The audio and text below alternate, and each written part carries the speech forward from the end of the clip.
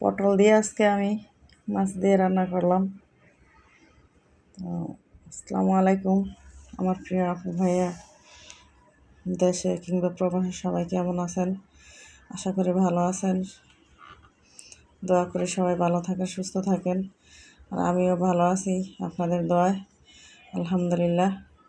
তো আমি মাছগুলো আগে থেকে কেটে, মাছ তো আগেই ছিল ফ্রিজে, ওইগুলো নামিয়ে ভালো করে ধুয়ে নিয়েছিলাম। আর এই যে এখন আমি মাছগুলো ভেজে নিচ্ছি মাছগুলো।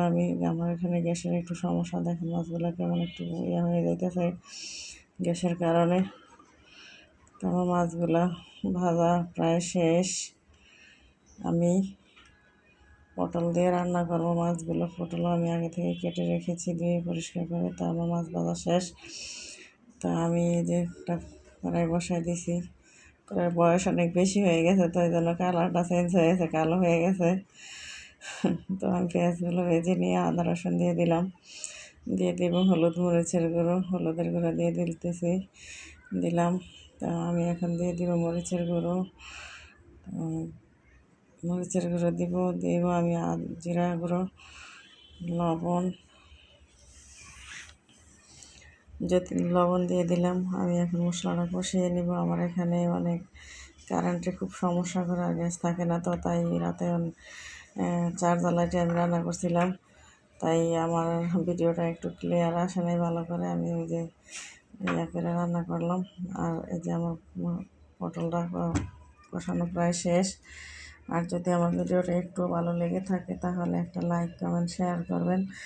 আর আপনাদের একটা লাইক কমেন্টে একটা শেয়ারে আমি অনেক উৎসাহ পাই, মনের জোর পাই, সাহস পাই। আর এবার নতুন করে ভিডিও বানানোর হয়তো আপনাদের মতো সুন্দর করে করতে পারি না, তো চেষ্টা করি ভালো করার। তো আস্তে আস্তে ইনশাল্লাহ ঠিক হয়ে যাবে। আর এই যে আমি মাছগুলো দিয়ে দিলাম, আর ঠিক হয়ে যাবে ইনশাল্লাহ। তো সবাই তো আর সব কিছু একেবারে শিখে আসে না। আর রান্না হচ্ছে একটা আর্ট। রান্না এক একজন একই রান্না হয়তো এক একজন এক এক রকমভাবে করে, আমি একরকম, আপনি আরেক রকম, বা এক রান্না কিন্তু একই, ঠিক আছে। তো মানে আমরা এক একজন এক একভাবে করি আর কি। যে আমি দিয়ে দিলাম কাঁচামরিচ করে, আর দিয়ে দিলাম একটু ধনিয়া পাতা। আর ধনিয়া পাতার তো মনে করেন যে অনেকে সোনার হরিণ একবারে সব সবজির দামই। তো এই যে আমার তরকারিটা প্রায় রান্নার শেষ দিকে।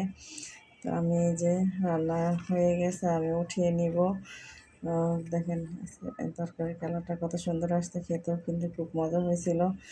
আর আজকের মতো এই পর্যন্তই। সবাই ভালো থাকবেন, সুস্থ থাকবেন, আমার জন্য দোয়া করবেন, আমিও আপনাদের জন্য দোয়া করি। আসসালামু আলাইকুম।